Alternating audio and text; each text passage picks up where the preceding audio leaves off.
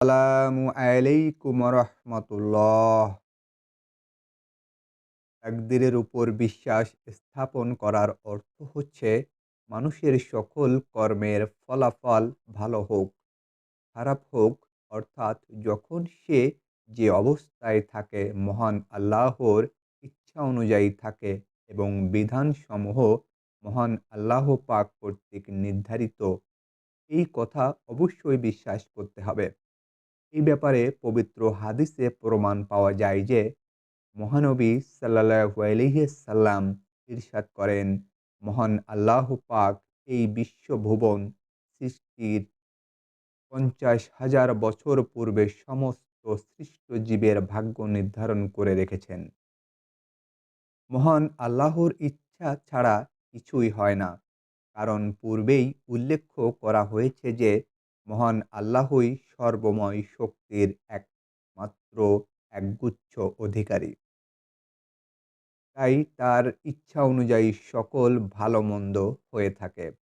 তিনি যাকে ইচ্ছা কোনো কিছুরই অধিপতি করেন, আবার যাকে খুশি পথের ভিখারি করে দেন।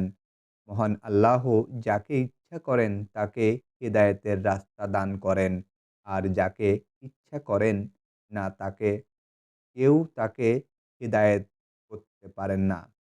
এসব বিষয়ের প্রতি যাদের বিশ্বাস নেই তাদেরকে মৃদু ধমক দিয়ে রাসূলুল্লাহ সাল্লাল্লাহু আলাইহি ওয়াসাল্লাম ইরশাদ করেন, মহান আল্লাহর নির্ধারিত বিধানের উপর যারা বিশ্বাসী নয়, তাদের উচিত তারা আল্লাহ ছাড়া অন্য কোনো উপাস্য খোঁজ করা।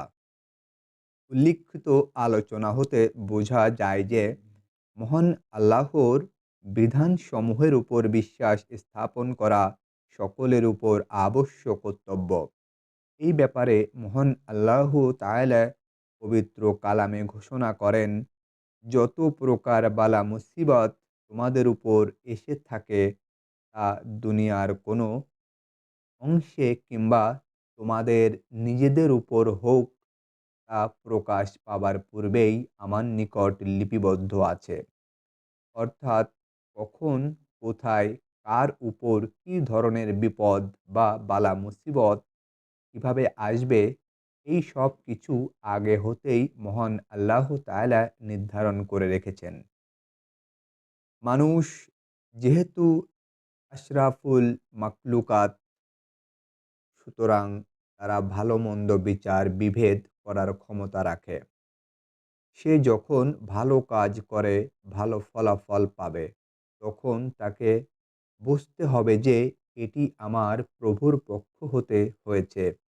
আর যখন খারাপ কাজ করে খারাপ ফলাফল পাবে, তখনও তাকে এ কথা বিশ্বাস করতে হবে যে খারাপ কাজের ফলাফল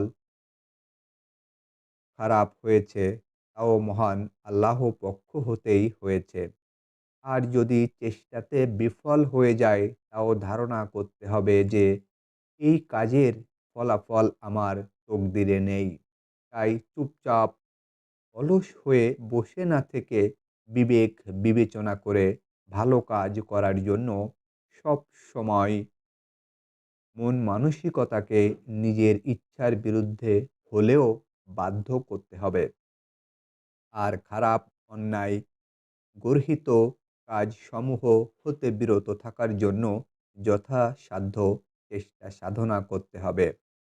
আর তাকদীরের এই সবের উপর ঈমানের পরিচায়ক হিসাবে বিশ্বাস স্থাপন করা ফরজ। আলহামদুলিল্লাহ। আল্লাহ সবাইকে হেদায়েত দান করুন। আমিন।